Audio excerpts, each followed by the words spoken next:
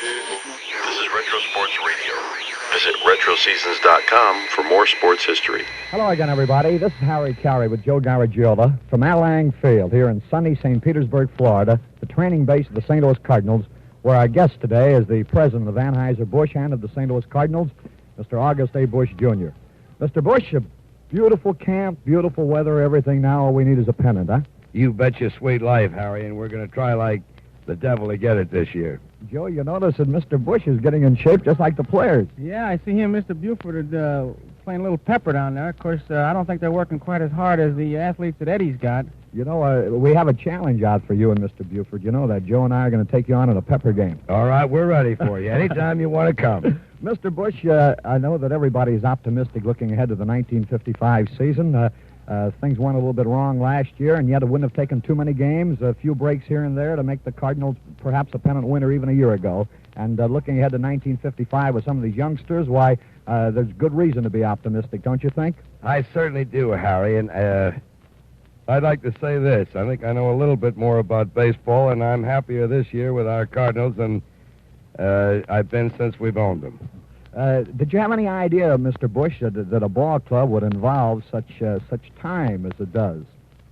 Well, frankly, Harry, it does involve a lot of time, and it is not only the greatest sport in the world, but it's a pretty big business, to be frank with you. You know, I've had the privilege of knowing other businessmen who have got connected with baseball that were relative strangers to it before. It seems like there's something contagious about that baseball bug, isn't there? It certainly is. It really is the most fascinating game in the United States, and I'd put it in the world. Do you find it difficult to distinguish between being a fan and the owner of the club?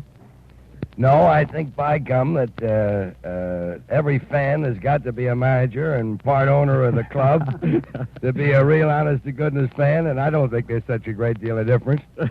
Mr. Busch, with all the change in the young fellas that you've had, now Mr. Rickey had a youth movement over at Pittsburgh, yet I think ours with the Cardinals is greater. Would you say it's ahead of schedule or right on schedule?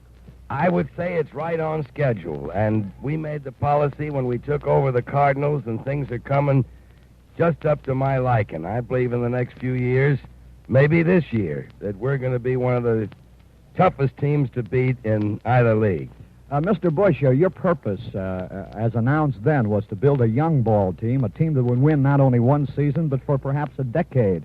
And it certainly looks like things are coming out that way with boys like Moon and now Boyer and Verdon and young fellows like that, Jones and Lawrence, who not only are showing their ability now, but being so young, they should be around here for a long time to come. There's no question in my mind about that. I think our fine fans in St. Louis will see a lot of these youngsters for a great many years.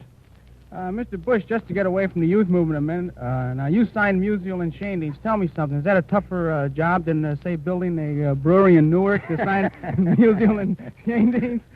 Well, both of them are such grand sports. As a matter of fact, it didn't take very long for us to get all signed up with them again this year, and both of them are wonderful players, and we're delighted to have them on our club, I'll tell you that. About the same investment, though, huh? That's about right. Mr. Busch, would you say the vicissitudes of baseball as compared to other business are just about the same?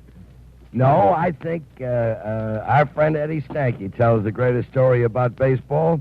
We fellas in business can make a mistake in our own offices, and our secretaries might know about it, and we might feel bad about it, but if a ball player or a manager makes a mistake before 30,000 people, it's a different story. Mr. Busch, I think that the one thing we should touch on, we only have a few seconds left. I think it was wonderful, the response and the reaction of the fans last year, even though the ball club was down in the second division, and I believe that's a real tribute to you and your efforts and your associates. The fans, I think, realize that you're trying to give them the very best possible and trying to make the ballpark and everything else about it just as comfortable as it is possible to make it. Well, that's awfully nice, Harry, and my goodness gracious, nobody in the world appreciates the fan support that we got last year, even finishing sixth, more than I do. And I want to salute all of our fine fans again and thank them a million for their support, and I hope 1955 will bring us way up on top. We all hope so, sir, and thank you so much for taking time to be with us. Okay, Harry and Joe, grand seeing you. Thank you, sir. That was August A. Busch, Jr., president of the St. Louis Cardinals and of Anheuser-Busch. Now this is Harry Caray with Joe Garagiola saying so long from St. Petersburg, Florida.